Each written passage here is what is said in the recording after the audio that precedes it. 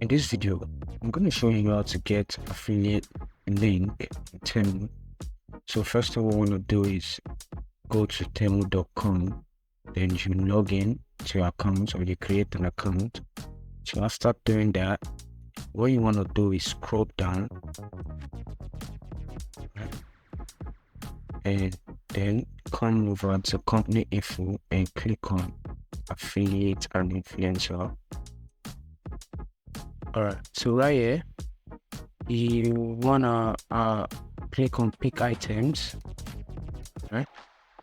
So once you click on pick items, you want to search the name of the item you want to search, right? Then you scroll down a little bit. So once you've seen the item you want to pick, then click on share. Alright, so right here you can see the link. You want to go to the link, you want to check it out.